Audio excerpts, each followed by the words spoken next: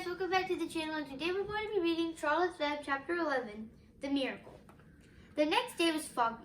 Everything on the farm was dripping wet. The grass looked like a magic carpet. The asparagus patch looked like a silver forest. On foggy mornings, Charlotte's Web was truly a thing of beauty. This morning, each thin strand was decorated with dozens of tiny beads of water. The web glistened in the light and made a pattern of loveliness and mystery, like a delicate veil. Even Lurvy, who wasn't particularly interested in beauty, noticed the web when he came with the pig's breakfast. He noted how clearly it showed up, and he noted how big and carefully built it was. And then he took another look, and he saw something that made him set his pail down. There, in the center of the web, neatly woven in block letters, was a message. It said, "Some pig." Lurvy felt weak. He brushed his hand across his eyes and stared harder at Charlotte's web. "I'm seeing things," he whispered. He dropped to his knees and uttered a short prayer. Then, forgetting all about Wilbur's breakfast, he walked back to the house and called Mr. Zuckerman. "I think you'd better come down to the pig pen," he said. "What's the trouble?" asked Mr. Zuckerman. "Anything wrong with the pig?" "Not exactly," said Lurvy. "Come and see for yourself." The two men walked silently down to Wilbur's yard. Lurvy pointed to the spider's web. "Do you see what I see?" he asked.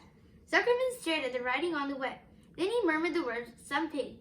Then he looked at Lurvy. Then they both began to tremble. Charlotte, sleepy after her night's exertions, smiled as she watched. Wilbur came and stood directly under the web. "Some pig," muttered Lurvy in a low voice. "Some pig," whispered Mr. Zuckerman. They stared and stared for a long time at Wilbur. Then they stared at Charlotte. "You don't suppose that spider," began Mr. Zuckerman, but he shook his head and didn't finish the sentence. Instead, he walked solemnly back up to the house and spoke to his wife. "Edith, something has happened," he said in a weak voice. He went into the living room and sat down, and Mrs. Zuckerman followed. "I've got something to tell you, Edith," he said. "You better sit down." Mrs. Zuckerman sank into a chair. She looked pale and frightened. "Edith," he said, trying to keep his voice steady, "I think you had best be told that we have a very unusual pig." A look of complete bewilderment came over Mrs. Zuckerman's face. "Homer Zuckerman, what in the world are you talking about?" she said. "This is a very serious thing, Edith," he replied. "Our pig is completely out of the ordinary."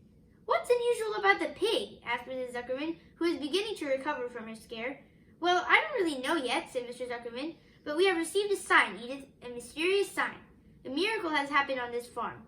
There is a large spider's web in the doorway of the barn cellar, right over the pig pen, and when Lurvy went to feed the pig this morning, he noticed the web because it was foggy. And you know how a spider's web looks very distinct in a fog?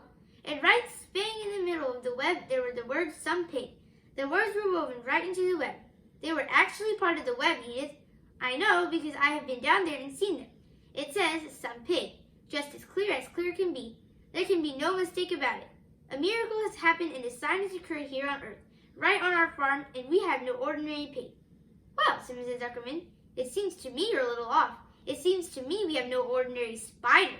"Oh no," said Zuckerman, "it's the pig that's unusual. It says so, right there in the middle of the web." "Maybe so," said Mrs. Zuckerman. "Just the same, I intend to have a look at that spider." "It's just a common gray spider," said Zuckerman. They got up and together they walked down to Wilbur's yard. "You see, Edith, it's just a common gray spider." Wilbur was pleased to receive so much attention. Lurvy was still standing there, and Mr. and Mrs. Zuckerman, all three, stood for about an hour, reading the words on the web over and over, and watching Wilbur. Charlotte was delighted with the way her trick was working. She sat without moving a muscle and listened to the conversation of the people. When a small fly blundered onto the web, just beyond the word pig, Charlotte dropped quickly down, rolled the fly up, and carried it out of the way. After a while, the fog lifted. The web dried off, and the words didn't show up so plainly. The Zuckermans and Lurvy walked back to the house. Just before they left the pig pen, Mr. Zuckerman took one last look at Wilbur.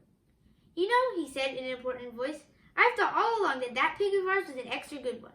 He's a solid pig. That pig is as solid as they come. You notice how solid he is around the shoulders, Lurvy?" Sure I do," said Lurvy. "I've always noticed that pig. He's quite a pig." "He's long and he's smooth," said Zuckerman. "That's right," agreed Lurvy. "He's as smooth as they come. He's some pig." When Mr. Zuckerman got back to the house, he took off his work clothes and put on his best suit. Then he got into his car and drove to the minister's house. He stayed for an hour and explained to the minister that a miracle had happened on the farm.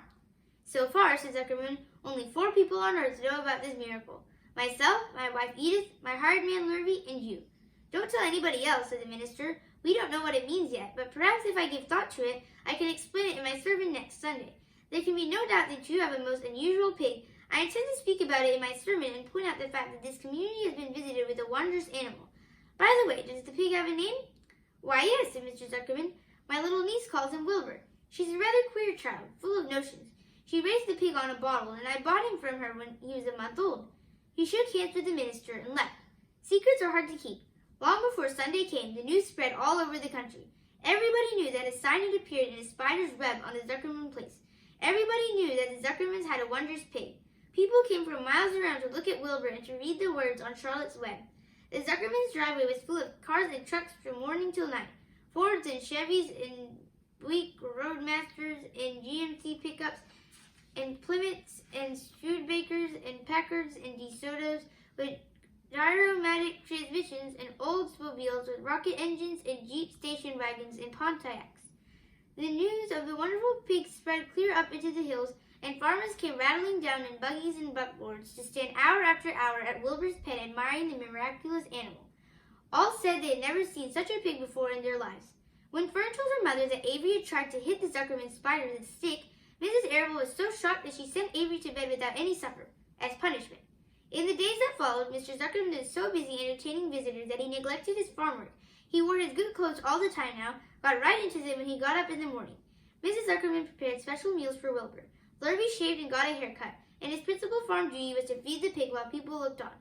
Mr. Zuckerman ordered Lurvy to increase Wilbur's feedings from 3 meals a day to 4 meals a day. The Zuckermans were so busy with visitors they forgot about other things on the farm. The blackberries got ripe, and Mrs. Zuckerman failed to put up any blackberry jam.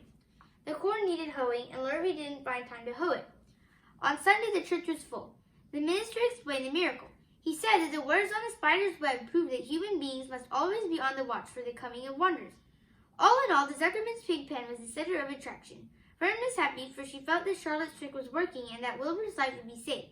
But she found that the barn was not nearly as pleasant. Too many people. She liked it better when she could be all alone with her friends, the animals. Thanks for watching. Make sure to like and subscribe.